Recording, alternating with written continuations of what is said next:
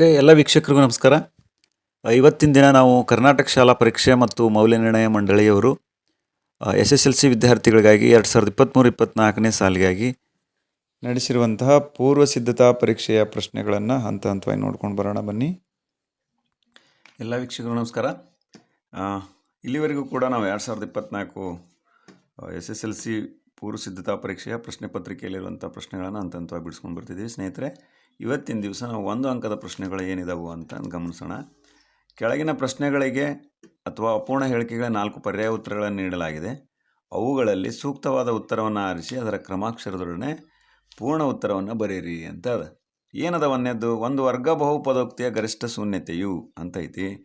ವರ್ಗ ಬಹುಪದೋಕ್ತಿ, ವರ್ಗ ಅಂತಂದ್ರೆ ಗೊತ್ತಾಗುತ್ತೆ ನಮ್ಗೆ, ಅದು ಏನು ಎರಡು ಶೂನ್ಯತೆಗಳನ್ನು ಒಂದು ವರ್ಗ ಬಹುಪದೋಕ್ತಿ ಹೊಂದೈತಿ ಅಂತ. ಇನ್ನು ಎರಡನೇದ್ದು, ಓಕೆ, ತ್ರಿಜ್ಯ r ಮಾನ ಆಗಿರುವ ಒಂದು ಗೋಳದ ಘನಫಲವು, ಅಂದ್ರೆ ಗೋಳದ ಘನಫಲ ಅಂದ್ರೆ ಗೊತ್ತೈತಿ ನಮ್ಗೆ, ಏನು 4/3 5r³ ಘನಮಾನಗಳು ಅಂತ. ಓಕೆ, ಅದರ ನೇರವಾದಂಥ ಸೂತ್ರ, ಈ ಸೂತ್ರವು ಹೇಗೆ ಬರ್ತೈತಿ ಅನ್ನೋದನ್ನು ನಾವು ಅನೇಕ ಡೆರಿವೇಷನ್ಗಳನ್ನು ನೋಡಿದ್ದೀವಿ, ಅಲ್ಲಿ ನಾವು ಕಂಡುಕೊಳ್ಬೋದು ಅಂತ. ಮೂರನೇ ಪ್ರಶ್ನೆ, ax² + bx + c = 0 ಈ ವರ್ಗ ಸಮೀಕರಣದ ಮೂಲ ಸ್ವಭಾವವು ವಾಸ್ತವ ಮತ್ತು ಭಿನ್ನ ಆದಾಗ ಅಂತ ಕೇಳ್ಯಾರ.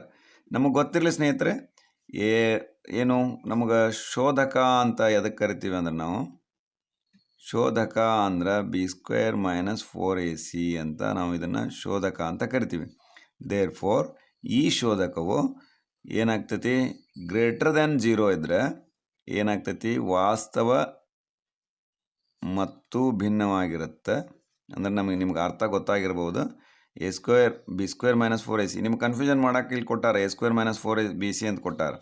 Therefore b² - 4ac option D it is the right answer. ಒಂದು ವೇಳೆ b² - 4ac ಇದನ್ನು ನಾವು ಡೆಲ್ಟಾ ಅಂತಲೂ ಕೂಡ ಕರಿತೀವಿ. = 0 ಇದ್ರೆ ವಾಸ್ತವ ಮತ್ತು ಸಮನಾಗದ ಮೂಲಗಳನ್ನು ಹೊಂದಿರ್ತವು. b² - 4ac <0 ಏನಾಗಿರ್ತವು, ಊಹಾ ಸಂಖ್ಯೆಗಳಾಗಿರ್ತವು. ಇವೆರಡು ಮೂರು ನಮಗೆ ಸ್ವಭಾವಗಳು ಇದ್ರ ಸಂಬಂಧಪಟ್ಟಂಗೆ ಗೊತ್ತಿರಬೇಕು. ಇದು ರಿಲೇಟಿವ್ ಆಗಿ ಇರುವಂಥವುಗಳು. ಮೂರು ಸ್ವಭಾವಗಳು, ವರ್ಗ ಸಮೀಕರಣದ 3 ಮೂಲ ಸ್ವಭಾವಗಳನ್ನು ಇದು ಮಾಡಿ, ಇದನ್ನು 2 ಅಂಕಕ್ಕೆ ಕೇಳ್ತಾರೆ. ಒಂದು ಸಮೀಕರಣ ಕೊಟ್ಟು ಇವುಗಳ ಸ್ವಭಾವವನ್ನು ವಿವೇಚಿಸಿ ಅಂತ ಕೊಡ್ತಾನೆ. ಅದರಿಂದ ಆ ಸಮಯದೊಳಗೆ b² - 4ac ಬೆಲೆ ಕಂಡುಹಿಡಿದು ಆ ಬೆಲೆ <0 ಆಯಿತೋ, = 0 ಆಯಿತು, ಅಥವಾ <0 ಆಯಿತು ಅಂತ ಹೇಳಿ ನೋಡಿಕೊಂಡು ಈ ಸ್ವಭಾವಗಳನ್ನು ನಾವು ಬರೀಬೇಕಾಗ್ತೈತಿ. ಇನ್ನು 4ನೇ ಪ್ರಶ್ನೆ, sec a = 2√3 ಆದಾಗ cos a ಬೆಲೆ ಏನು ಅಂತ ನಮಗೆ ಗೊತ್ತೈತಿ. sec ದ ರೆಸಿಪ್ರೊಕಲ್ ಏನು, cos a ಅಂತ. ದೇರ್ಫೋರ್ cos a ಬೆಲೆ ಏನಾಗ್ತೈತಿ, ಇದ್ರ ಉಲ್ಟಾ ಅಂದ್ರೆ √3/2. cos sec cos ರಿವರ್ಸಿಬಲ್ ಏನಾಗ್ತೈತಿ, sec ಆಗ್ತೈತಿ. ಆದ್ದರಿಂದ ಈ ಸೆಕ್ನ ರೆಸಿಪ್ರೊಕಲ್ cos a ಆಗ್ತೈತಿ. cos a ಅಂತ √3/2. √3/2 ಎಲ್ಲೈತೆ ಅಂದ್ರೆ ಆಪ್ಷನ್ ಸಿ ಸರಿಯಾದ ಉತ್ತರ ಅಂತ. ಇನ್ನು 5th ಒನ್, 5ನೇ ಪ್ರಶ್ನೆ, x 21 18 ಈ ಸಮಾಂತರ ಶ್ರೇಣಿಯಲ್ಲಿ ಎಕ್ಸ್ನ ಬೆಲೆ ಏನಾಗಿರ್ತೈತಿ ಅಂತ. ಸ್ನೇಹಿತರೆ, ನಿಮಗೆ ಗೊತ್ತಿರಲಿ, ಏನು ಡಿ ಕಂಡುಹಿಡಿಯುವಂಥ ಸೂತ್ರ ನಮ್ಗೆ ಗೊತ್ತೈತಿ. ಇಲ್ಲಿ ಎಕ್ಸ್ನ ಬೆಲೆ ಕಂಡುಹಿಡಿ ಅಂತ ಹೇಳ್ಯಾರ. ಭಾಳ ಸಿಂಪಲ್ ಆಗಿರುವಂಥ ಪ್ರಶ್ನೆ ಇದು. ನೋಡ್ರಿ ಏನಾಗ್ತೈತಿ ಅಂತಂದ್ರೆ, ಮೊದಲು ನನಗೆ ಡಿ ಕಂಡುಹಿಡಿಯೋಂಥದ್ದು ಗೊತ್ತೈತಿ. ಏನು, d = a2 - a1 ಅಂತ ಗೊತ್ತೈತಿ. ದೇರ್ಫೋರ್ a2 ಇಲ್ಲಿ ನನಗೆ ಗೊತ್ತಿರೋಂಥ ವಿಷಯಗಳದು a3 - a2 ಅಂತ ಬರ್ಕೊತೀನಿ. a3 - a2 ಯಾಕಂದ್ರೆ ಎರಡೂ ನಮಗೆ ವ್ಯಾಲ್ಯೂ ಗೊತ್ತದವು. Therefore a3 = 18 - a2 = 21. Therefore -3. d = -3 ಬಂತು. ದೇರ್ಫೋರ್ ನಾನೀಗ ಗೊತ್ತಿರೋ ವ್ಯಾಲ್ಯೂಗಳನ್ನು ಎರಡರ ಡಿಫ್ರೆನ್ಸನ್ನು ನೋಡ್ತೀನಿ ನಾನು. ಏನಂತ, d = ಏನು ಮಾಡ್ತೀನಿ ಹೇಳ್ರಿ, a2 - a1 ಅಂತ ಬರಿತೀನಿ. a2 ಅಂದ್ರೆ ಎಷ್ಟೈತಿ ನಮ್ಗೆ, 21 ಅಂತ ಗೊತ್ತೈತಿ. -a1ನ ಕಂಡು ಹಿಡಿಬೇಕಾಗೈತಿ. ಏನ್ರಿ, ಇಟ್ ಮೀನ್ಸ್ ಎಕ್ಸ್ ಅಂತ ಅದಲ್ಲ. ಇದನ್ನು ಎಕ್ಸ್ ಅಂತ ತುಂಬ್ಕೊಂಡ್ಬಿಡ್ತೀನಿ. a1 ಬದಲಿ ಎಕ್ಸ್ ಐತಿ. ದೇರ್ಫೋರ್ ಡಿ ಅಂದ್ರೆ ಎಷ್ಟೈತಿ, -3 ಐತಿ. ದೇರ್ಫೋರ್ ಏನಾಗುತ್ತೆ, ನಾನು ಎಕ್ಸನ್ನೇ ಈ ಕಡೆ ತರ್ತೀನಿ, ಯಾಕಂದ್ರೆ ಮೈನಸ್ ಇರೋದ್ರಿಂದ. x = 21. ಈ -3 ಈ ಕಡೆ ಬಂದ್ರೆ +3. Therefore x = 24. ಈ 24 ಎಲ್ಲೈತೆ ಅಂದ್ರೆ ಆಪ್ಷನ್ ಎ ಸರಿಯಾದ ಉತ್ತರ. ಹೀಗೆ ನಾವು ಅದಕ್ಕೆ ಸಂಬಂಧಿಸಿದಂತಹ ಲೆಕ್ಕವನ್ನು ಅನುಸರಿಸಿದಾಗ ನಮಗೆ ಸಂಪೂರ್ಣವಾಗಿ ಅರ್ಥ ಆಗ್ತೈತಿ ಅಂತ. ಇನ್ನು 6ನೇ ಪ್ರಶ್ನೆ ಏನೈತಿ ಅಂತ ಗಮನಿಸೋಣ. x + 2y = c1 ಮತ್ತು 2x + 4y = c2. ಈ ಜೋಡಿ ರೇಖಾತ್ಮಕ ಸಮೀಕರಣಗಳಲ್ಲಿ 2c1 = c2 ಆದಾಗ ಈ ಸಮೀಕರಣ ನಮಗೆ ಗೊತ್ತಿರೋ ಸ್ನೇಹಿತರೆ, ನಮಗೆ ರೇಷಿಯೋ ಗೊತ್ತದವು. a1/a2 = b1/b2 ಅಂತಂದ್ರೆ ಏನಿದೆ, ಛೇದಿಸುವ ರೇಖೆ.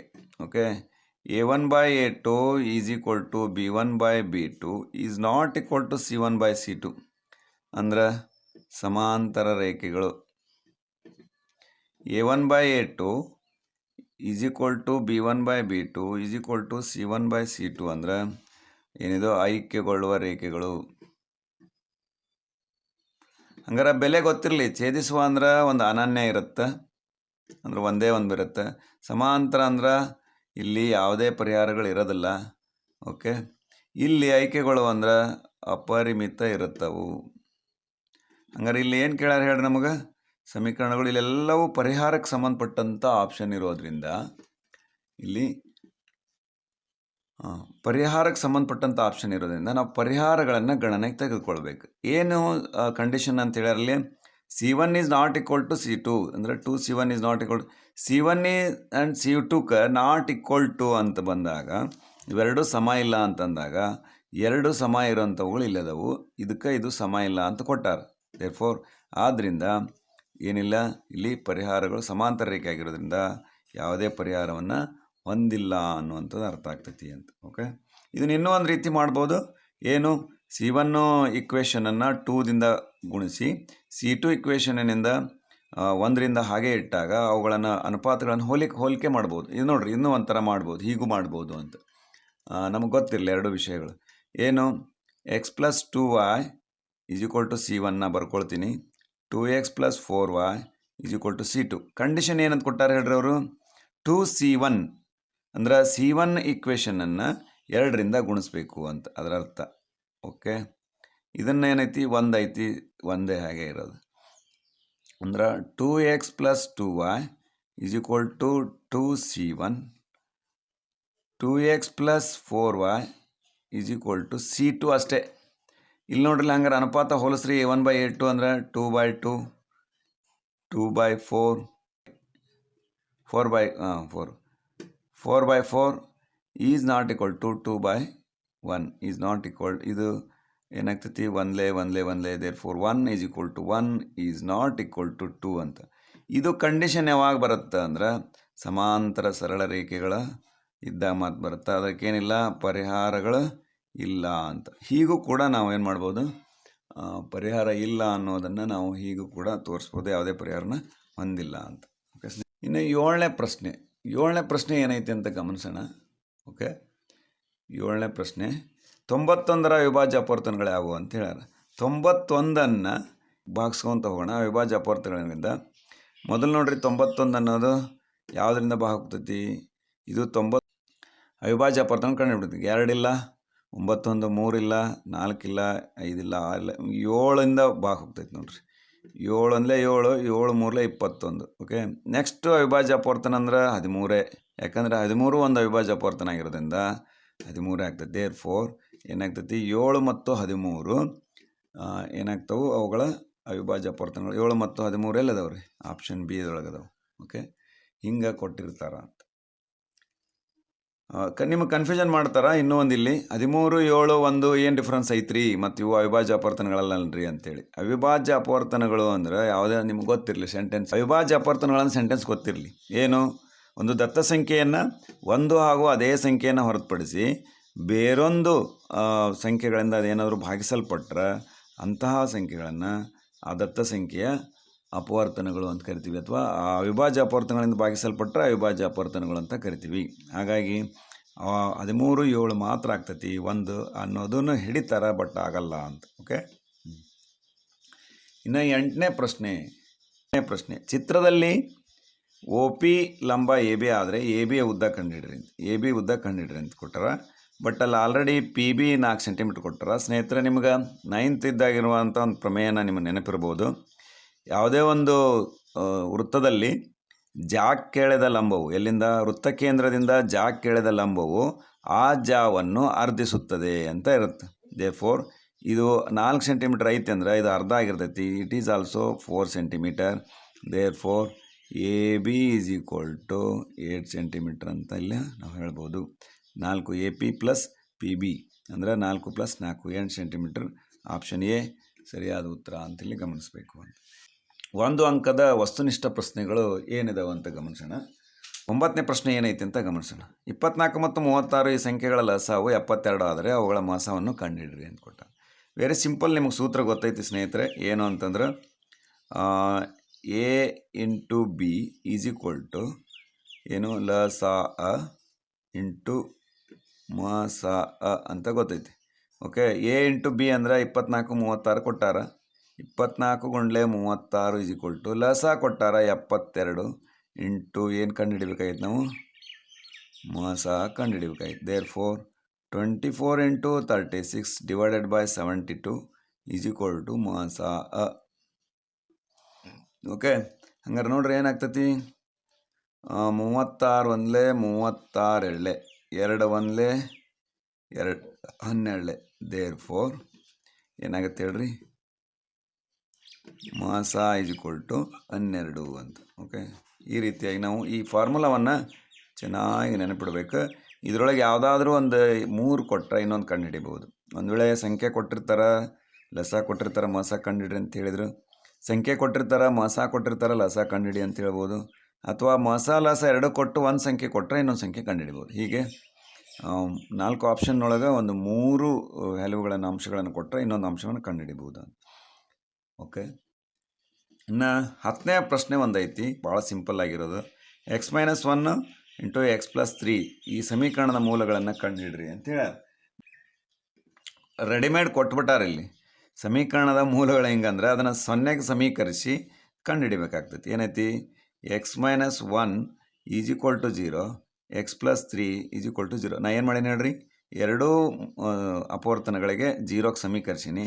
Therefore x is equal to 1, x is equal to -3. ನೋಡಿರಿ, x is equal to 1 and x is equal to -3 ಅನ್ನೋವು ಸಮೀಕರಣದ ಏನಾಗ್ಯವು, ಮೂಲಗಳಾಗ್ಯವು ಅಂತೆಲ್ಲ ಗಮನಿಸ್ಬೋದು ಅಂತ. 11ನೇ ಪ್ರಶ್ನೆ ಈಗೆಲ್ಲ ಗಮನಿಸಿದಾಗ ಏನೈತೆ ಅಂತ ಗಮನಿಸೋಣ.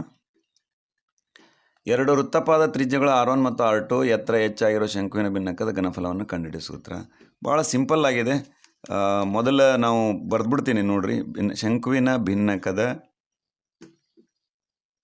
ಘನಫಲ ಈಸ್ ಈಕ್ವಲ್ ಟು ಶಂಕು ಅಂದ ತಕ್ಷಣ 1/3 ಬರುತ್ತೆ. Next 5h into bracket R1 square plus R2 square plus R1 into R2.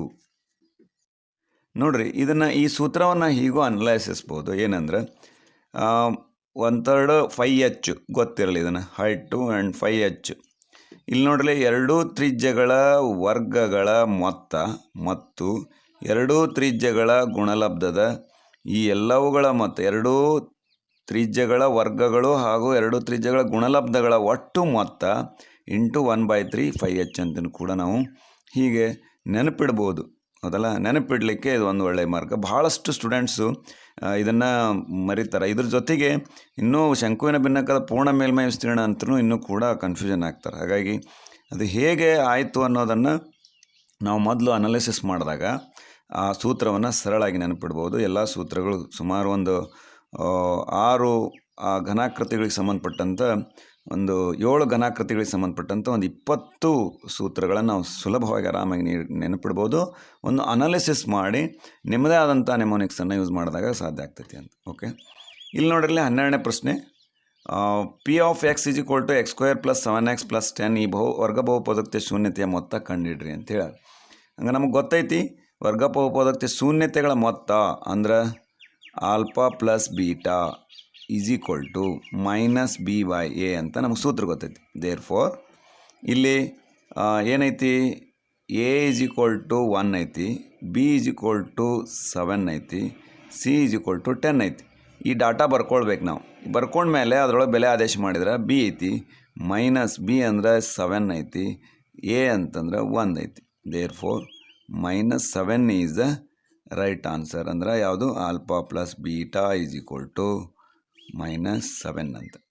ಮೊತ್ತ ಏನಾಗ್ತೈತಿ? -7. ಇಲ್ಲಿ ಮೇಲ್ನೋಟಕ್ಕೆ ಗೊತ್ತಾಗ್ತೈತಿ -b/a ಅಂದರೆ -b, ಎ ಅಂದರೆ ಗ್ರೌಂಡ್ ಏನಾಗ್ತೈತಿ? ನೆಗ್ಲಿಜಿಬಲ್ ಆಗ್ತೈತೆ. ದೇರ್ ಫೋರ್ -7 ಅನ್ನೋದು ಬಾಯಲೆಕ್ಕದಿಂದ ಹೇಳ್ಬೋದು. ಇದೇ ಸೆನ್ನೆಗಳ ಮೊತ್ತ ಕೇಳ್ಯಾರ, ಗುಣಲಬ್ಧ ಕೇಳಿದ್ರೆ alpha into beta is equal to c/a ಅಂತ. c/a ಅಂದರೆ c ಇಟ್ ಮೀನ್ಸ್ 10/1 ಅಂದರೆ 10/1 ಅಂದರೆ ಅವುಗಳ ಗುಣಲಬ್ಧ 10 ಆಗ್ತೈತಿ. ಹೀಗೆ ಎರಡನ್ನೂ ಕೂಡ ಆಲ್ಟರ್ನೇಟಾಗಿ ನಮ್ಗೆ ಗೊತ್ತಿರಲಿ. ಇನ್ನು 13th ಕ್ವಶನ್ಸ್ ಏನೈತಿ? ಚಿತ್ರದಲ್ಲಿ P Q R is equal to 90 degree ಆದರೆ sine R by cos R ಬೆಲೆಯನ್ನು ಕಂಡಿಡ್ರಿ. ಇಲ್ಲೇ ಮೂರೂ ಕೊಟ್ಬಿಟ್ಟಾರ, ಮೂರು ಬಾಹುಗಳನ್ನು ಒಂದು ಲಂಬಕ ಒಂದು ತ್ರಿಭುಜದೊಳಗೆ. ಹಾಗಾಗಿ sine R by cos R ಎರಡು ರೀತಿಯಿಂದನೂ ಕೂಡ ಮಾಡ್ಬೋದು ನಾವು. ಏನು ರೀ? Sine R upon cos R ಅಂತ ನಾವು ಮಾಡ್ಬೋದು. Is equal to sine R ಅಂದ್ರೆ ನಮಗೆ ಗೊತ್ತೈತಿ, ಸೈನ್ ಅಂದರೆ ಗೊತ್ತೈತಿ ಏನದು? ಅಭಿಮುಖ ಬಾಹು ಡಿವೈಡೆಡ್ ಬೈ ವಿಕರ್ಣ ಅಂತ. ನಾವು ಇಲ್ಲಿ ಯಾವ ಅಂತ ಮಾಡ್ಯಾರ? ಈ ಆ್ಯಂಗಲನ್ನು ಮಾಡ್ಯಾರ. ಇದಕ್ಕೆ ಅಭಿಮುಖ ಬಾಹು ಅಂದ್ರೆ 12, ವಿಕರ್ಣ ಅಂದ್ರೆ 13, 12/13 ಅಂತ. ಓಕೆ. ಕಾಸ್ ಆರ್ ಅಂದ್ರೆ ಇದೇ ಆರ್ ಆ್ಯಂಗಲ್ಗೆ ಕಾಸ್ ಏನಾಗ್ತೈತಿ? ಪಾರ್ಶ್ವಬಾಹು ಡಿವೈಡೆಡ್ ಬೈ ವಿಕರ್ಣ ಆಗ್ತೈತಿ. ಈಸ್ ಈಕ್ವಲ್ ಟು ಪಾರ್ಶ್ವಬಾಹು 5 ಡಿವೈಡೆಡ್ ಬೈ ವಿಕರ್ಣ 13. ಇದನ್ನು ನಾವೇನಾದರೂ 12/13 ಭಾಗಲೆ 5/13 ಅಂತೇವಿ. ಇದನ್ನೇನಾದರೂ ನಾವು ಭಾಗಾಕಾರ, ಭಿನ್ನರಾಶಿಗಳ ಭಾಗಾಕಾರ ಮಾಡುವಾಗ ಏನು ಮಾಡ್ಬೇಕ್ರಿ? ಭಾಜ್ಯವನ್ನು ಹಾಗೆ ಇಡಬೇಕು, ಭಾಜಕವನ್ನು ವಿಕೃಮ ಮಾಡಿ ಗುಣಿಸ್ಪಲ್ಪಡ್ಬೇಕು, ಅಂದ್ರೆ ಗುಣಾಕಾರ ಮಾಡ್ದಂಗೆ ಆಗ್ತೈತೆ. Therefore 13 is cancel, 12/5. 12/5 is the right answer. ಇದನ್ನು ಹೀಗೆ ಮಾಡ್ಬೋದು. ಅಥವಾ ಇನ್ನೂ ಒಂದು ರೀತಿ ಮಾಡ್ಬೋದು ಇದನ್ನು. ಏನು? Sine R by cos R. Sine by cos ಅಂದ್ರೆ ಟ್ಯಾನ್ ಆರ್ ಅಂದಂಗೆ. ಟ್ಯಾನ್ ಅಂದ್ರೆ ಗೊತ್ತೈತಿ ನಿಮ್ಗೆ? ಏನು ಹೇಳ್ರಿ? ಅಭಿಮುಖ ಬಾಹು ಪಾರ್ಶ್ವಬಾಹು ಅಂತ. ಅಭಿಮುಖ ಬಾಹು ಎಷ್ಟೈತಿ? ಅಭಿಮುಖ ಬಾಹು ಅಪಾನ್ ಪಾರ್ಶ್ವಬಾಹು ಅಂತ. ಓಕೆ. ಈಸ್ ಈಕ್ವಲ್ ಟು ಅಭಿಮುಖ ಬಾಹು ಎಷ್ಟೈತಿ? 12 ಐತಿ ಡಿವೈಡೆಡ್ ಇದೇ ಆ್ಯಂಗಲ್ಗೆನೆ ಅದಲ್ಲ. ಪಾರ್ಶ್ವಬಾಹು ಎಷ್ಟೈತಿ? 5 ಐತಿ ನೋಡ್ರಿಲೆ. ಓಕೆ. 12/5 12/5 ನೇರವಾಗಿ ನಾವು ಇದನ್ನು ಮಾಡ್ಬೋದು. ಹೀಗೂ ಕೂಡ ಐಡೆಂಟಿಟೀಸ್ ದ ರೇಷಿಯೋ ಏನು ಅಂತ ನಮ್ಗೆ ಗೊತ್ತಿರಬೇಕು ಅಂತ. ಓಕೆ. ಇನ್ನು 14th ಕ್ವಶನ್ಸ್ ಏನೈತೆ ಅಂದ್ರೆ 14ನೇ ಪ್ರಶ್ನೆ. ಒಂದು ವರ್ಗಪಾದ ಪಟ್ಟದಾಕೃತಿಯ ದಾಳದ ಪ್ರತಿಯೊಂದು ಆಯತಾಕೃತಿಯ ಮುಖದ ಮೇಲೆ 1, 3, 4 ಮತ್ತು 6 ಈ ಸಂಖ್ಯೆಗಳನ್ನು ಬರೆಯಲಾಗಿದೆ. ದಾಳವನ್ನು ಒಂದು ಬಾರಿ ಉರುಳಿಸಿದಾಗ ಸಂಖ್ಯೆ 2 ಪಡೆಯುವ ಸಂಭವನೀಯತೆ ಅಂತಿಷ್ಟು. ಈ ಗಣ ಬರ್ಕೊಂಡಿವಿ ಇಲ್ಲಿ. ದಾಳವನ್ನು ಒಂದು ಬಾರಿ ಉಳಿಸಿದಾಗ 2 ಪಡೆಯುವ ಸಂಭವನೀಯತೆ ಕಂಡಿಡಿ ಅಂತ ಹೇಳ್ಯಾರ. 2 ಇದರೊಳಗೆ ಇಲ್ಲ. ಆದ್ದರಿಂದ ಈ ಪ್ರಶ್ನೆ ನೋಡ್ರಿ. ತ್ರಿಭುಜ ಎ ಬಿ ಸಿ ಸಮರೂಪಿ ತ್ರಿಭುಜ ಪಿ ಕ್ಯೂ ಆರ್ ಆಗಿದೆ. ತ್ರಿಭುಜ ಎ ಬಿ ಸಿಯ ವಿಸ್ತೀರ್ಣವು 49 centimetre, A B is equal to 7 centimetre ಮತ್ತು P Q is equal to 9 centimetre ಆದಾಗ ಪಿ ಕ್ಯೂ ಆರ್ನ ವಿಸ್ತೀರ್ಣ ಕಂಡಿಡ್ರಿ ಅಂತೇಳಿ. ಭಾಳ ಸಿಂಪಲ್ ಆದಂಥ ಪ್ರಶ್ನೆ ಸ್ನೇಹಿತರೆ. ನಿಮಗೊಂದು 2.6ದ್ದು ಒಂದು ಪ್ರಮೇಯ ನೆನಪಿರಲಿ. 10th ಒಳಗದ. ಏನು? 2 ತ್ರಿಭುಜಗಳು ಸಮರೂಪಿಗಳಾದಾಗ ಅವುಗಳ ವಿಸ್ತೀರ್ಣಗಳ ಅನುಪಾತವು ಆ ತ್ರಿಭುಜಗಳ ಅನುರೂಪ ಬಾಹುಗಳ ವರ್ಗಗಳ ಅನುಪಾತಕ್ಕೆ ಸಮನಾಗಿರುತ್ತದೆ ಅಂತ. ನಾನೀಗ ಅದನ್ನೇ ಹಿಂಗೆ ಬರಿತೀನಿ. ಬರೆದಾಗ ನಿಮ್ಗೊಂದು ಕನ್ಫರ್ಮ್ ಆಗ್ತದೆ. ಏನಂತ? ತ್ರಿಭುಜ ಎ ಬಿ ಸಿಯ ವಿಸ್ತೀರ್ಣ ಡಿವೈಡೆಡ್ ಬೈ ತ್ರಿಭುಜ ಪಿ ಕ್ಯೂ ಆರ್ನ ವಿಸ್ತೀರ್ಣ ಈಸ್ ಈಕ್ವಲ್ ಟು ಅವುಗಳ ಅನುರೂಪ ಬಾಹು ಏನದವು? ಎ ಬಿ ಮತ್ತು ಪಿ ಕ್ಯೂ. ಅದು A B square divided by P Q square. ಇದು ಹೇಳ್ತೈತಿ. ನಾ ಹೇಳಿದ್ನಲ್ಲ, ಇಡೀ ಸೆಂಟೆನ್ಸ್ ಇದು ಹೇಳ್ತೈತಿ. 2 ತ್ರಿಭುಜಗಳು ಸಮರೂಪಿಗಳಾದಾಗ ಅವುಗಳ ವಿಸ್ತೀರ್ಣಗಳ ಅನುಪಾತವು ಆ ತ್ರಿಭುಜಗಳ ಅನುರೂಪ ಬಾಹುಗಳ ವರ್ಗಗಳ ಅನುಪಾತಕ್ಕೆ ಸಮನಾಗಿರುತ್ತದೆ ಅಂತ. ಓಕೆ. ಹಂಗಾರೆ ಇದರೊಳಗೆ ನಾವು ಕೊಟ್ಟಂಥ ಡಾಟಾವನ್ನು ತುಂಬೋಣ. ಎ ಬಿ ಸಿಯ ವಿಸ್ತೀರ್ಣ 49 ಕೊಟ್ಟಾರ. 49 ಇದರಲ್ಲಿ ಡಿವೈಡೆಡ್ ಬೈ ತ್ರಿಭುಜ ಪಿ ಕ್ಯೂ ಆರ್ನ ವಿಸ್ತೀರ್ಣ ಈಸ್ ಈಕ್ವಲ್ ಟು ಎ ಬಿನೂ ಕೊಟ್ಟಾರ 7 ಸ್ಕ್ವೇರ್, ಪಿ ಕ್ಯೂನು ಕೊಟ್ಟಾರ 9 ಸ್ಕ್ವೇರ್. ಓಕೆ. ಈಗ ನೋಡ್ರಿ, ಈ 9 ಈ ಕಡೆ ಬಂದರೆ ಇದು ಈ ಕಡೆ ಬರುತ್ತೆ. ಇದು ಕ್ರಾಸ್ ಮಲ್ಟಿಪ್ಲೈ ಮಾಡೋಣ. 49 ಇಲ್ಲೇ ಇಡ್ತೀನಿ. ಈ 9 ಸ್ಕ್ವೇರನ್ನು ಮೇಲೆ ತಂದ್ರೆ ಏನಾಗ್ತೈತಿ? ಇಂಟು ಆಗ್ತೈತಿ 81. ಈ 7 ಸ್ಕ್ವೇರ್ ಡಿವೈಡೆಡ್ ಬೈ ಆಗ್ತೈತಿ 49. ಈ ಪಿ ಕ್ಯೂ ಆರು ಈ ಕಡೆ ಬರುತ್ತೆ. ಪಿ ಕ್ಯೂ ಆರ್ನ ವಿಸ್ತೀರ್ಣ 49 ಕ್ಯಾನ್ಸಲ್. ದೇರ್ ಫೋರ್ ತ್ರಿಭುಜ ಪಿ ಕ್ಯೂ ಆರ್ನ ವಿಸ್ತೀರ್ಣ is equal to 81 centimetre square ಅಂತ. ಹೀಗೆ ವಸ್ತುನಿಷ್ಠ ಪ್ರಶ್ನೆ ಒಳಗೆ ನಾವು ಸ್ಟೆಪ್ ವೈಸ್ ಬಿಡಿಸ್ಬೇಕು. ನಾವು ನೇರವಾಗಿ 81 ಸೆಂಟಿಮೀಟರ್ ಸ್ಕ್ವೇರ್ ಹಚ್ಚಿದ್ರೆ ಅರ್ಧ ಅಂಕ ಕೊಡ್ಬೋದು ಅಥವಾ ಕೊಡಲಿಕ್ಕಿಲ್ಲ, ಯಾಕಂದ್ರೆ ಲೆಕ್ಕ ಮಾಡಿಲ್ಲಲ್ಲ ಅನ್ನುವಂಥದ್ದು. ಹಾಗಾಗಿ ನೀವು ಹೆಚ್ಚೆಚ್ಚು ಇದನ್ನು ಹಚ್ಚಿದಾಗ ಅರ್ಧ ಅಂಕ, ಇದು ಮಾಡಿದರೆ ಅರ್ಧ ಅಂಕ, ಹೀಗೆ ಅಂಕಗಳು ನಿಗದಿಪಡಿಸಲ್ಪಡ್ತವೆ. ಅದನ್ನು ಕೂಡ ಗಮನದಲ್ಲಿಡಬೇಕು ಅಂತ ಸ್ನೇಹಿತರೆ. ಓಕೆ, 16ನೇ ಪ್ರಶ್ನೆ.